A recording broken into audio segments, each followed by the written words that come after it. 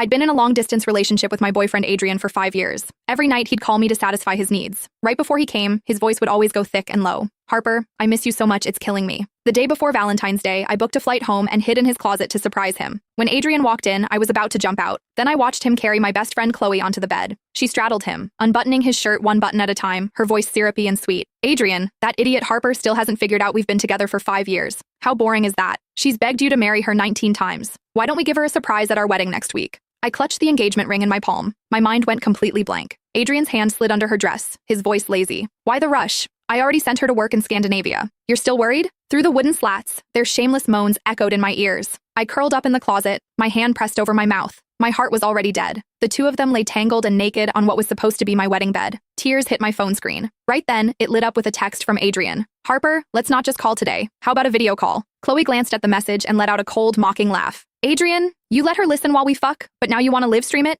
Adrian tugged her panties between his teeth, grinning. Want to bet whether she picks up? Before I could react, Adrian's video call came through. My hands trembling, I tapped the screen several times before finally hitting decline. One was a man who had once used his life to protect me in earthquake rubble. The other was a woman who had helped me when I faced school bullying. And now, they were having sex on my bed. The scene was too much. So much so that even after they'd gone through an entire box of condoms, I still couldn't move. Adrian lit a cigarette and slowly turned his gaze toward the closet. Our eyes met. My heart felt like it was being crushed in someone's fist. Adrian blew a smoke ring and smirked. Harper, you into voyeurism now? How long are you planning to hide in there? Chloe's face went pale, and she dove under the covers in fright. 3 seconds later, I stumbled out of the closet, my voice shaking uncontrollably. I wanted to give you a surprise. Adrian sat up leisurely and blew smoke directly in my face. Surprise? The text notification for your flight booking came to my phone ages ago. What surprise could there possibly be? He reached under Chloe's dress and pulled out a wet bunny tail, tossing it at me. Learn something. That's what a surprise looks like. I'd proposed to him 19 times, each time coming up with different creative ways, all to repay him for saving my life. But now, all my efforts had become a joke. Why? Why would you both do this to me? Seeing my blank expression, Adrian said flatly, What?